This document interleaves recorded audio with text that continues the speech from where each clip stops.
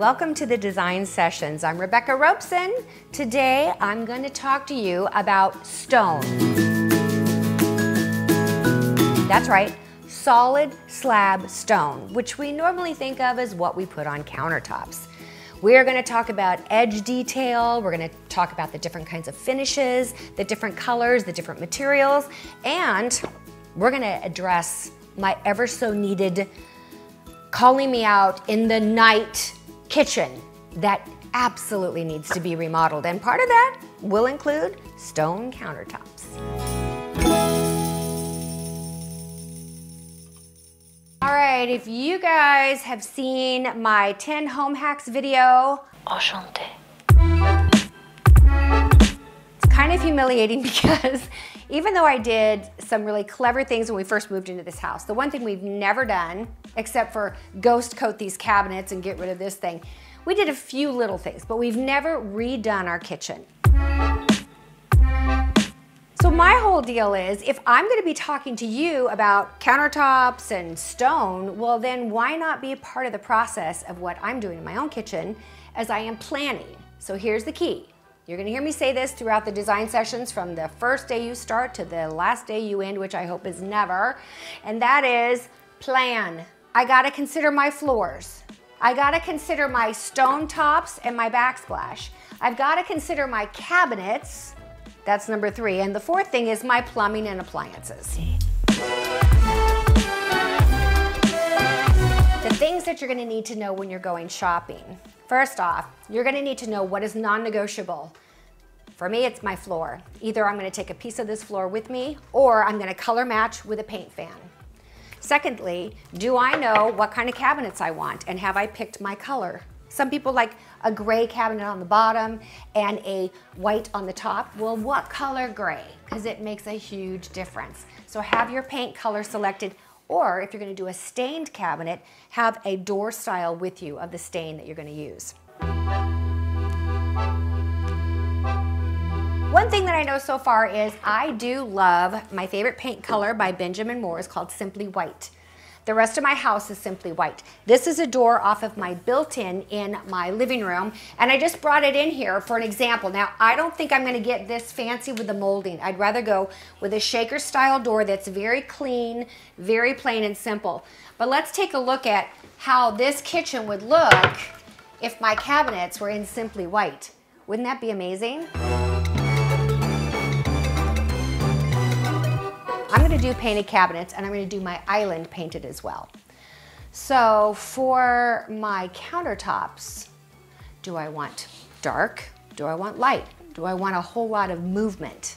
Look around and see kitchens or bathrooms or whatever it is that you're working on. Look for something that inspires you as far as the edge detail, the look, all of the materials going together. That should help you a lot. If I'm gonna use this Simply White, take a look at this. Just for example, here is one white marble-esque type countertop that I could choose for this. And here's another one that I could choose. Do you see the difference between those two color-wise? Look at how beautifully this one that is in a softer, warmer background color blends perfectly into that kitchen cabinet color. This one is cool. You see that? Do you see the gray, the coolness? It's almost blue. I prefer this over this. So I'm telling you that because when you go looking for your stone, you're gonna want your cabinet door color, if it's paint, or stain, if it's a stained finish. See how the floor color actually goes better with this granite or quartzite, whichever that is, versus this one? Look how cool this one is with the warmth of the floor and how warm this one is with the warmth of the floor. A much better choice, in my opinion.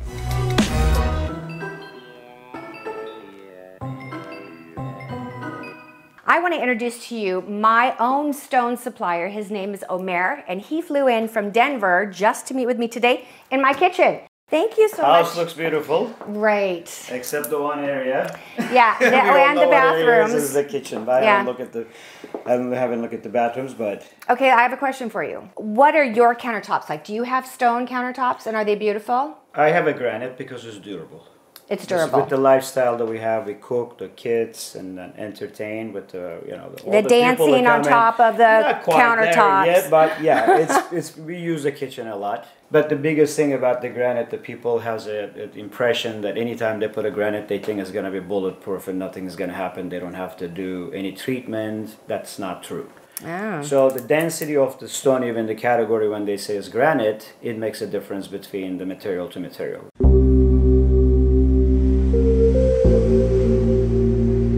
Make sure that if you're cooking, clean up after that. When you have a lemon, well, if you're cooking, you should clean up after that anyway, because that's just gross. Is the biggest enemy. Lemon, really interesting. It etches the slab because it has even on granite. Oh yeah, yeah. That's what I'm saying. A lot of people they don't think that.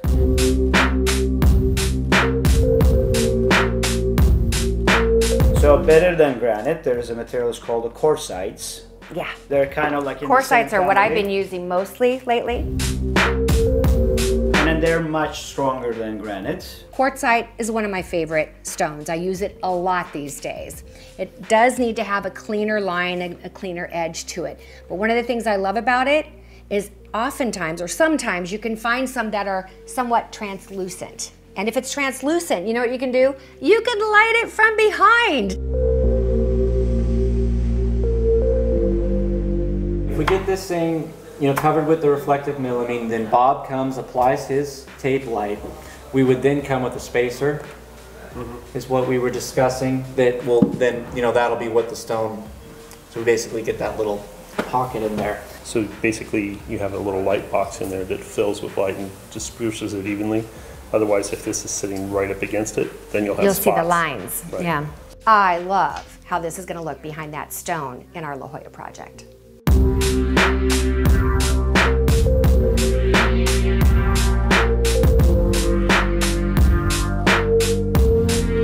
I could have replaced this. If all I wanted to do was replace the stone, I could have done that years ago, because I could afford to do that. But what I couldn't afford to do at the same time is the cabinets, and you don't want to replace your countertop unless you're replacing your cabinets or the faces of the cabinets. If you're happy with your cabinets, then redo your countertop, but I'm not happy with my cabinets. Here's one of the reasons why.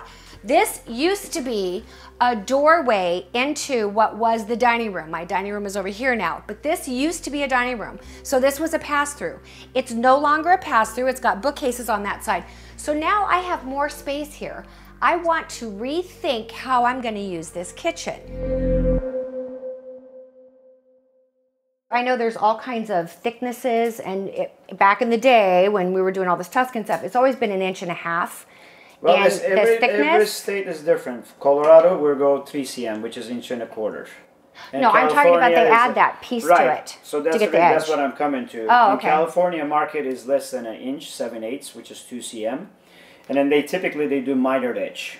So they either laminate edge means it's the sandwich edge. Like that they glue together 2 pieces. So it's very flat, which is, square. I don't like that. You will see the seam and then you will see the line. Right. The newest way that they do is the 45, and then you will see the seam on top of the edge, which is really minimum.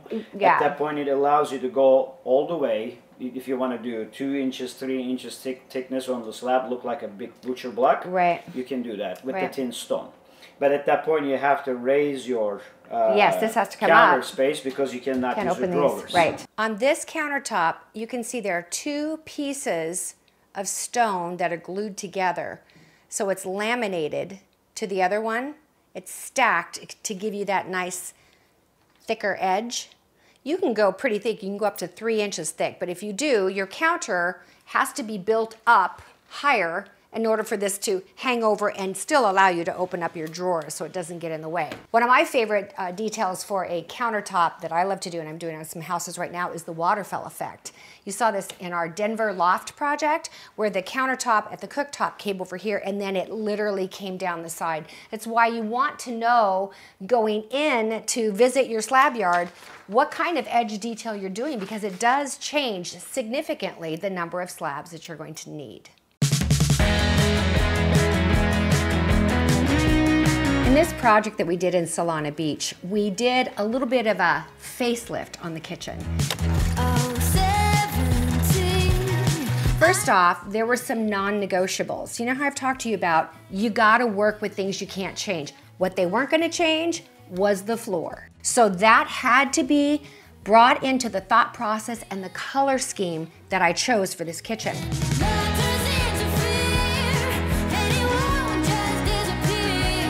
We redid the cabinet doors, kept the bases, but refaced the cabinet doors. We also did new countertop, we did a new island, and we did a backsplash of tile. I kept the same stone on both the island as well as the surrounding cabinets, but I changed the edge detail. Take a look over here. The surrounding cabinets are just a plain, simple, clean line. But on the island, I did a double stack, and it gave it a similar look in lines. It's very clean, but it gave it some interest in something different. I was able to use a beautiful backsplash that also tied in the color of the travertine on the floors and the paint color as well. So when you're picking out your stone, remember, if there's something that is non-negotiable, like that flooring, take a piece of that flooring with you. Travertine comes in about 12,000 different shades. Maybe 11,999, but pretty close to 12,000. Yeah, so you wanna have a piece of your flooring or the closest thing you can, and if you have to, take a paint fan and color match.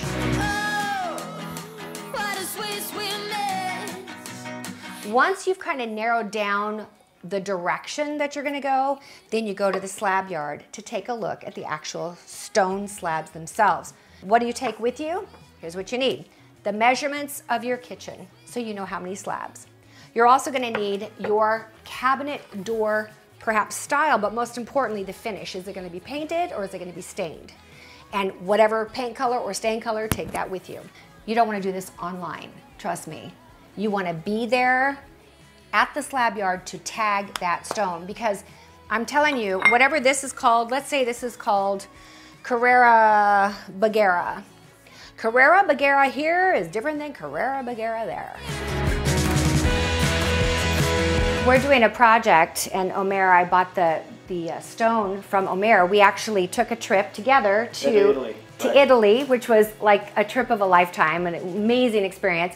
We're gonna show you some footage of how the stone comes in as a block, and then it is actually cut up into its individual things. These are like diamond cutters that you would not want to be underneath them, trust me, because you would be prosciutto.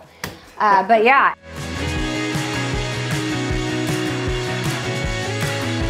If you take a close look, all those little lines that are starting at the top of that block, that's how they cut the stones into 2 to 3 centimeters. They get so many slabs out of one block. I actually use this stone. Isn't it beautiful? While I was there, I was actually able to choose a leather finish, a honed finish, even a glossy finish. I mean, you can have things book matched. It's like the sky is the limit when you're actually at the source. This is what I call taking Rebecca to the mountain.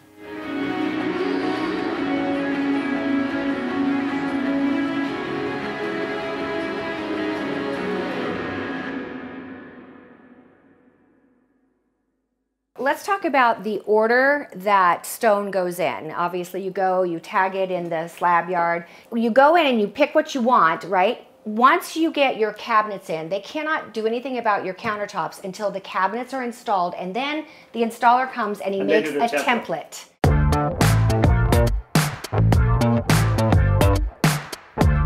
This is how we do it most of the time. We have these templates made specifically that fit on the top of our cabinets, and it's to tell us the size and the shape of the countertop. They lay this on top of the material, they mark it off on the material, and then they put it through the cutter.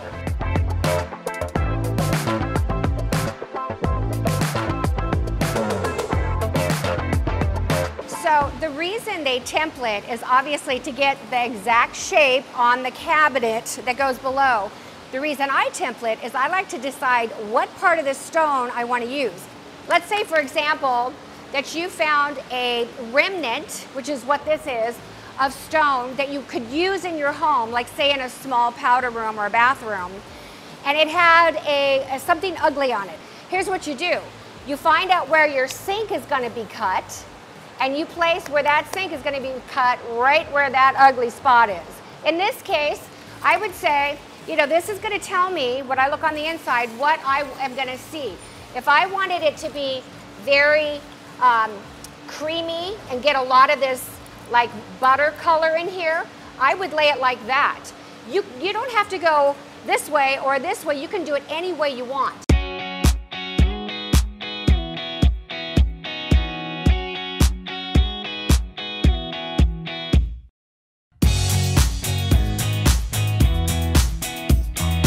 Let me show you a creative way to get a similar yet different look in your home and stretch your budget when it comes to purchasing a slab of stone.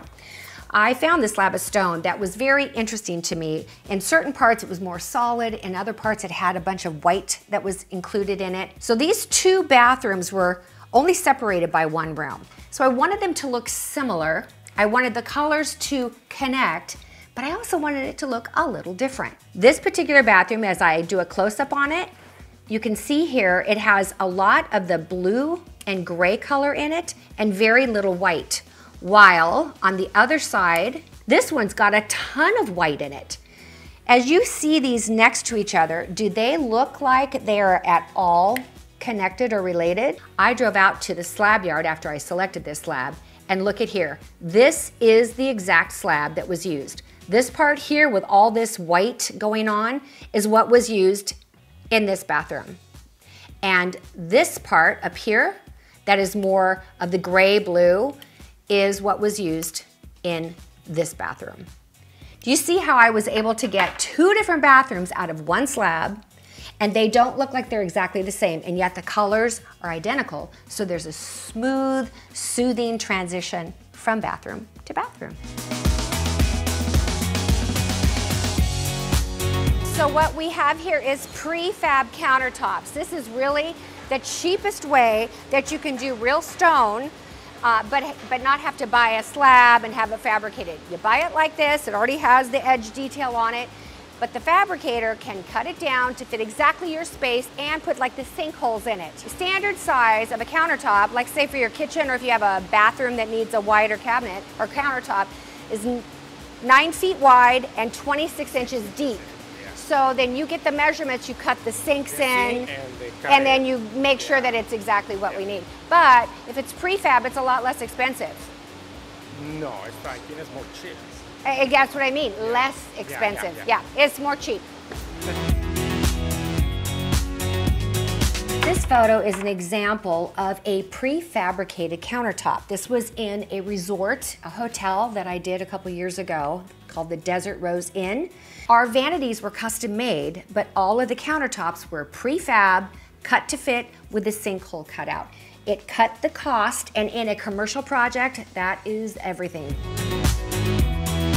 So we have a project that we're doing with you, and I wanted to take a look at the stone. I see some of it over here, the spider. Okay. This is the stuff that came in from Denver. Yeah. Yeah. So can I go and take a look? Yeah. All right, thank you. Look at that, you guys. Is that not gorgeous? Okay, go ahead and pull it out. I love that. So this is going to be on a kitchen, countertops and walls in this house we're doing in Del Mar, California. The stone that you just saw is what's going on this fireplace wall here, this cooktop wall here, around on the countertops in this kitchen, and here's the island stone that's going to be right here in the center, and this right here is the hematite. What do you think? Is that going to look amazing or what? In order for them to get this big kind of bullnose overhang, they take pieces of granite and they glue them together really, really tight, and then they cut that edge. I want to show you a detail of the difference between a 3 centimeter thickness of stone and a 2 centimeter. 2 is more common here in America. 3 is very common in Italy and probably other places around the world. When we use a 3 centimeter, it's only for countertops. The reason for that is because it is so much thicker and so much heavier. Let me put these back to back and you can see the difference in the thickness. you try to put this on a wall, you'd have to back that wall, but you can put it on a countertop just fine. Now 2 centimeter, you can use both on countertops and on walls. Be sure to check out your PDF that is attached to today's design session because you're going to get all kinds of details, edge details that you could possibly, more than you could possibly think of. And when you go to do a countertop, it's exactly what you need to show your fabricator, this is what I want. Actually, I really like this one. Wait till you see the next slabs he's pulling out. It is my favorite.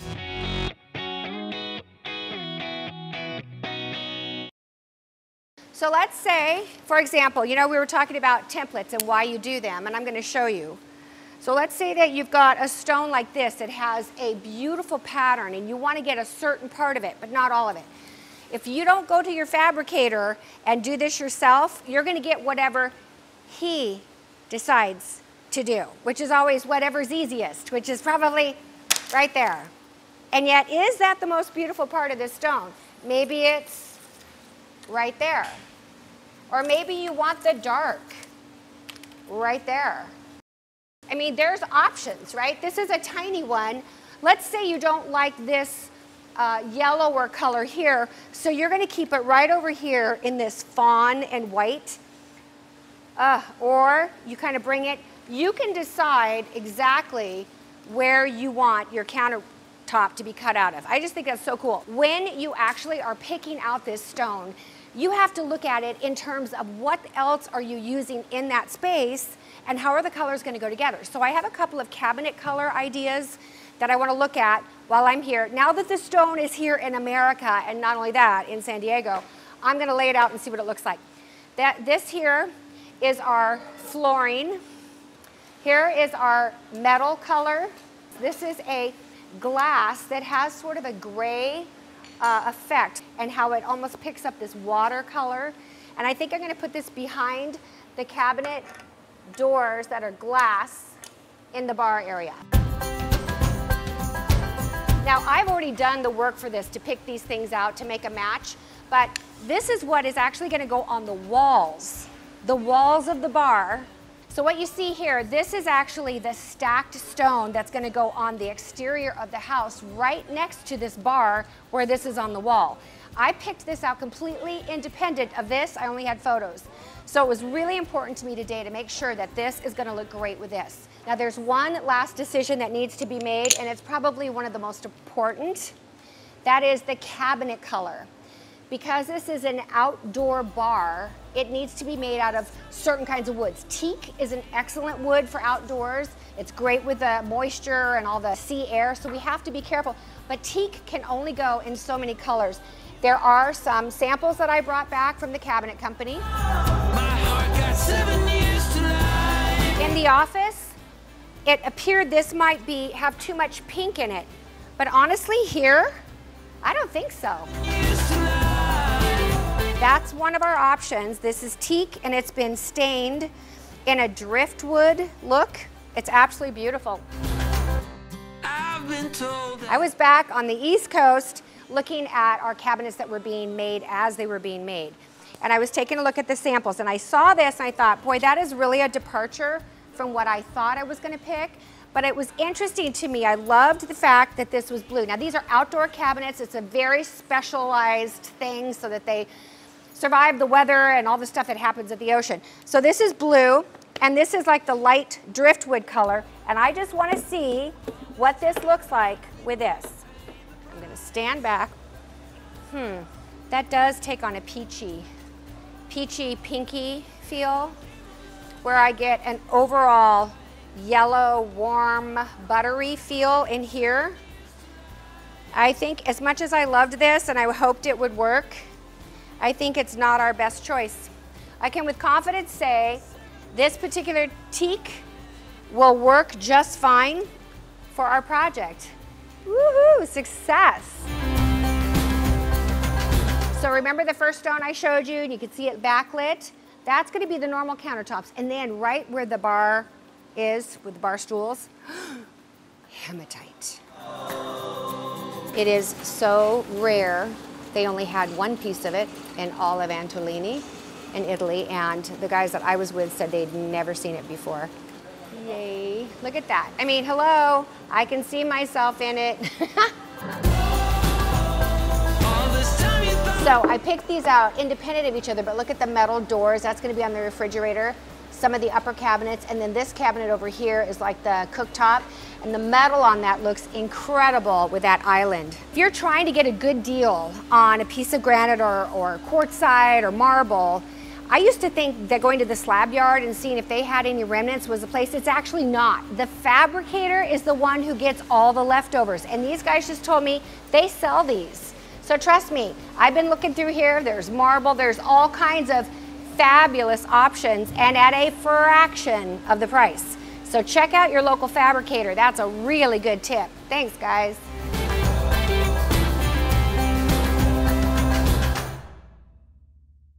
So I have a big question for you that I have to deal with every time I do a kitchen, and that is, Mrs. Robeson, the seams. We have to have seams. We can't do it all in one fell swoop.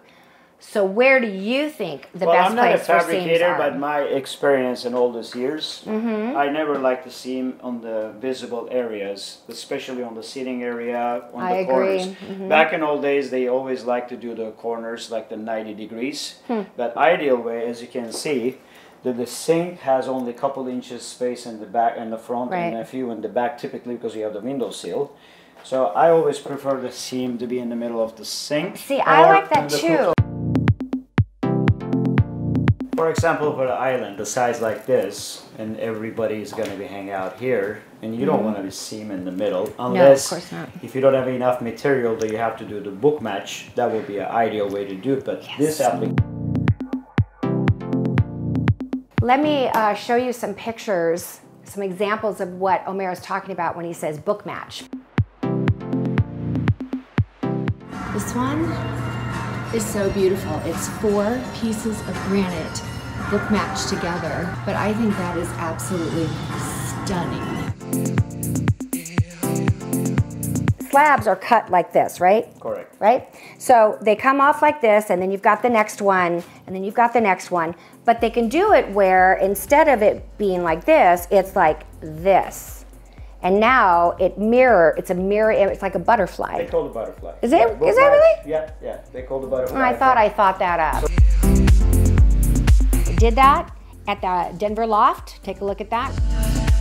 If you book match where you're doing this, now you've actually, from that seam, it's created a really cool pattern. Especially if it depends on the stone, if the stone has a different pattern, and instead of really playing quartzite, they have a movements, it will look ideal. And if your island is so big and you cannot find enough size of slab to cover it, the best way to do it, put the seam in the middle, and then you can make a bookmark. It will look like an art piece. Right. So let me show you a SketchUp of the house that I'm doing in Del Mar right now.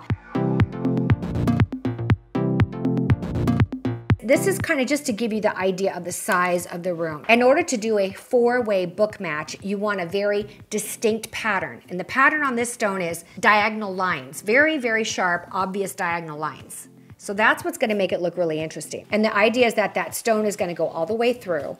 Then I'm gonna take the leftover of that stone and put it on this opposite side of the wall. And then the back wall is going to be the same stone, which happens to be from a different bundle. So I also want you to see, this is not the flooring episode. However, you know how I'm only here to teach you and to help you. Look at this. This flooring is wood-looking tile. It's run in the long pattern, but as you go into this bathroom, you will be walking over it in the railroad. If you've seen the design session, you know what I'm talking about, in that horizontal railroad. And that is gonna go right on up over the curb right here into the shower. And the shower flooring is also gonna be the wood-looking tile. Why do I do that? Because it will make your space feel bigger. A small space, you want to make it feel big. The least amount of transitions and color changes you have, the better. Now, one last thing. What else needs stone in that bathroom? It's the vanity. Let me just show you this picture again. What are my options in this bathroom? Instead of in black, I did it in this. In the same light colored material. nowhere near as dramatic and beautiful as it does with the black. Would you agree? Let me know what you think. Hashtag design sessions live. But yeah, look at that. It sort of blends in with a sea of stuff. And that's not my focal point. My focal point is that back wall. And I don't want anything to compete with it. So Omer, one of my questions that I've dealt with over and over again is I know that I personally am drawn to marble. It's very classic and it's just light and airy and it makes you want to cook. Even though I don't cook, it makes you want to, right? Right. So what do you do when you want to have the marble and you're just so concerned that you're gonna get some lemon on it or some red wine on it or you're gonna leave stains, because that's what marble does, right? Used to be. And you have to love that look, right? You have to love the look. Used to be the marble was a problematic stone in the kitchen, but the new technology that we have in Italy is called the A0 Care treatment. It's not a sealing process, it's a treatment on the stone.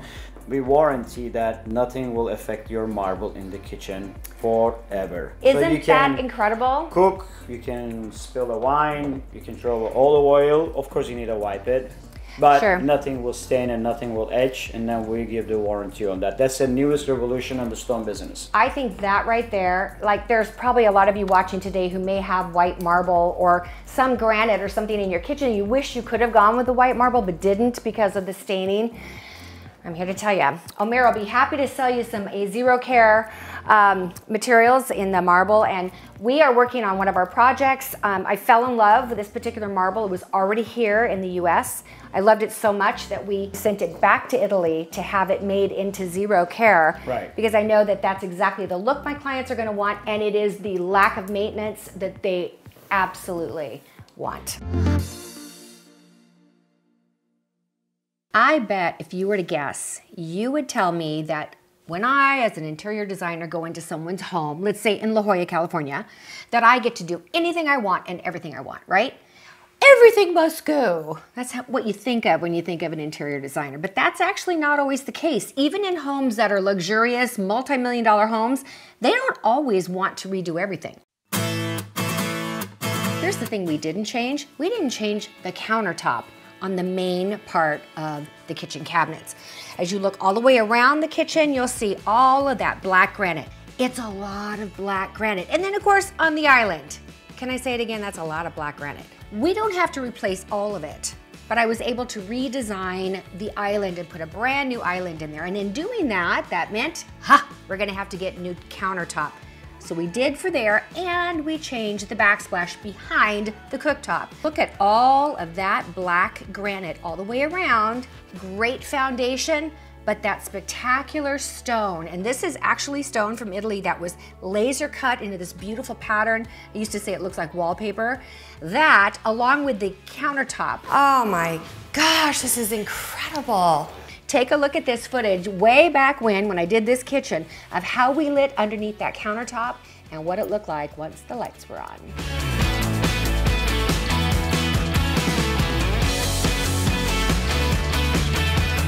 In this outdoor bar where we did a terrace on the top, 4th story of a house in La Jolla, I combined 2 different stone materials. You guys, it's just like doing clothes, right? You do a solid with a stripe or a solid with a print. So on the countertop, I did this beautiful stone that has all this movement in it. But notice that when I had it step up, it is a solid dark stone. That sets that bar up, that sets that apart as being something special, and it doesn't get to be too much of a good thing. I want to ask you about cost. So if we were to lay out the different things, so we've got granite, we have quartzite, precious stone, then we have, I just want to see it in the order of price range. Well, and I know they vary, but there must be kind of like a... Precious stone is one of the most expensive because it's a labor intense. It's done by hand. It takes average about 30 to 45 days to make a slab. And it's made out of? Made of the geodes. Geodes. Geodes is the natural crystals that it's individual rock pieces and then glued with the epoxy. Right. And then those are the most durable material, harder than granite, quartzite, or any Really? other stone. Yeah, any other stone in the world. I didn't know that. So they're you more can durable. throw a lemon against the wall if Anything. you want to. Doesn't have the treatment and it doesn't need to because it's so dense. Wow, and then that's you cool. can use it on the countertop as like a granite. And I of did course not the know that. category goes to quartzite as a second degree So on the gemstone, hardness. quartzite, and then the it goes cost to as well? granite. Well, there's a huge difference between the quartzite and precious stones. But average, if you say about $40, $50 a square foot for the 3cm material on the quartzite. 3cm versus 2cm. Right. And then it goes to the marble.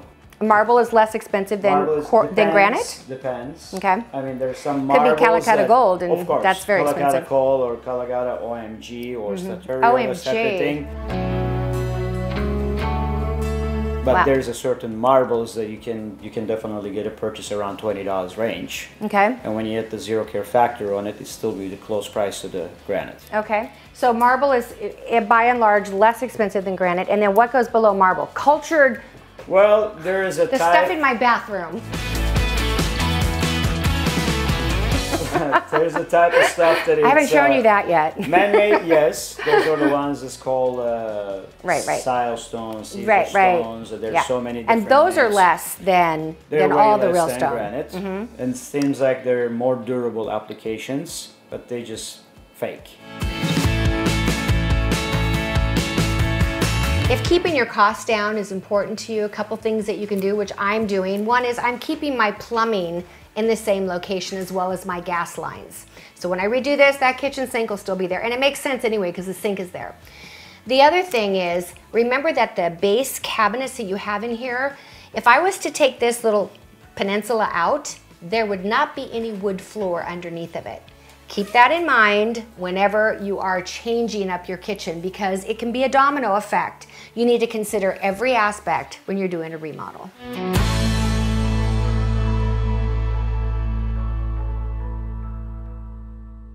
Color and pattern and movement is extremely important when combining different materials. In this powder room, you see the chevron stone on the wall behind. To me, that was the focal point. That was the da-da. So then everything that came forward needed to be beautiful, but not try to compete with that chevron stone. This same thing would apply if you did, let's say, wallpaper or shiplap on a back wall behind a sink. Put the place up. Most of the time, stone, solid slab stone, we think of, and I don't know what the statistics are, it'd be interesting to ask Omer or one of my friends that are in the stone business, but most of the time you see solid slabs used on countertops. Every once in a while, someone will take it to the walls. Here in this man's office, the fireplace was a nice big broad, actually just about the size of a slab of stone, and I found this stone called Fusion. And it was very new to me at the time, and it just had such a beautiful movement to me. It looked like art. It was just like so beautiful. I couldn't bear to put it on a countertop. It needed to be like this. I thought I would include this kitchen in my explanation of how to mix and match different solid slabs of stone. Take a look at this island. It's actually a double island, and I did the painted cabinets on the bottom in this island, and then a stone that brought in both the cream, the taupe, and the brown. That happened to be my color scheme in this kitchen. The backsplash in here was my focal point. I found this tile, a mosaic tile, and I decided that was like, bam, my focal point. And there's still another option, and that is take all your cabinets and make them the same. Your island is also painted, your cabinets are painted, but you can still change the stone. Do you see how many options there are? Again, my hero, my star of the show is the backsplash tile that I picked out. Now this is laser cut marble and glass. Oh my gosh, so gorgeous. This kitchen looks like I used marble. It wasn't, it was granite. It was very rare to find a granite that looks like marble, but you see that I used that on painted cabinets, and guess what?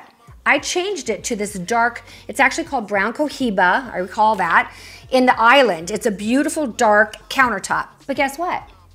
the cabinets are all consistent. So do you see what the options are for you? You can do just about anything as long as you think it through, you plan it, and execute it perfectly. In this kitchen, I did just the opposite. In this time, I did the light, dark, dark, light. You can see that the surrounding cabinets all the way around the outside of the kitchen are dark, solid granite.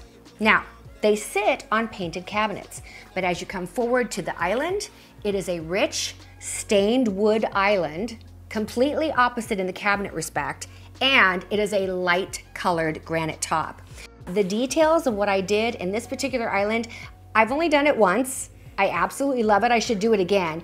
This is one of my favorite details. This granite countertop is pulled up here. We've got a whole nother level, a whole nother layer of granite added here with an OG edge, which makes it beautiful, but also creates a barrier for the water. It doesn't get up on top of everything else that's going on the countertop. And you'll notice that the OG edge on the island is different than what I did on the countertop here. Just kind of changed it up a little bit. I have to say, honestly, this is still, to date, one of my favorite kitchens ever.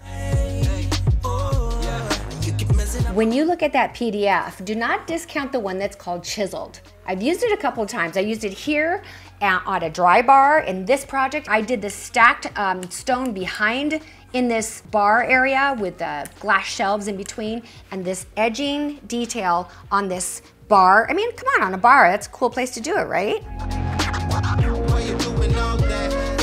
And a little side note, I'm talking about countertops in kitchens and in bathrooms. Another place that we use solid slab, I do all the time and I prefer it, is on a bench seat in a shower. Okay, the vanities have a certain countertop. I usually take that same material on into the shower, and at least the bench seat is solid.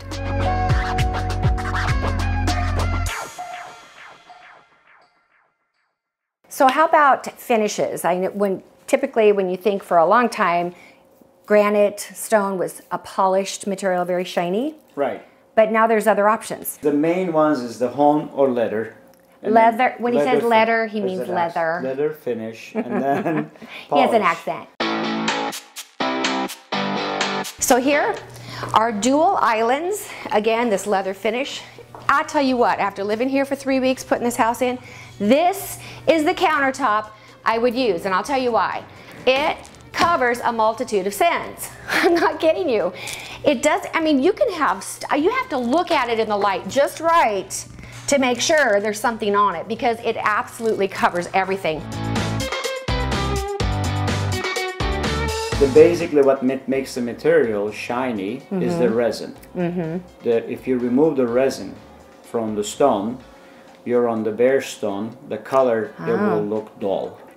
So that's what the people just hesitate, well, do I want to go with the hone or leather finish? Yeah, because if they want vibrant color, the polished is really what you want.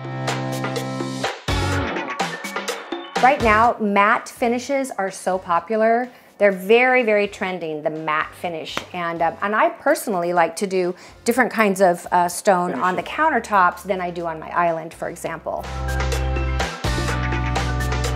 If anybody has a question about the stone, you can always search on our website. It's GalleriaofStone. That's the name of it. That's the website, and there's all the QA sections that if you want to reach out, and then we can get back with you. The other thing is, all the stuff that they carry, all the stone, is from Antolini. Right, we're exclusive to the one company, which is an Italian company, and then the biggest supplier in the world. Right, they're sort of like the Maserati of, they are.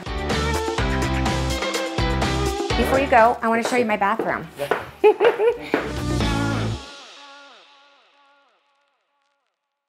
All right, you guys, I hope this was really helpful for you, and that next time you are in the market to change any countertops or even walls in your home and you want to use solid slab, you know exactly what to do. Remember, let's go over our checklist. You're going to want to have your measurements of the countertop sizes so you know how many slabs you're going to need. You're going to also want to know what kind of edge detail you have in mind. You're also going to want to have any color samples with you. So if you've got cabinets in mind or anything that is an absolute non-negotiable, remember my floor in my kitchen? That's what I call a non-negotiable. Make sure you get something, maybe even from a paint fan, that gives you a color palette. The more you know when you go to select your countertops, the better. All right, you guys, I wish you tons of luck. Send me pictures of anything that you guys do. Remember to take before pictures. I look forward to seeing you at the next design session where we will continue the journey of learning how to make your spaces more intimately you, more perfectly you, one room at a time. All right, you guys, love you. Bye-bye.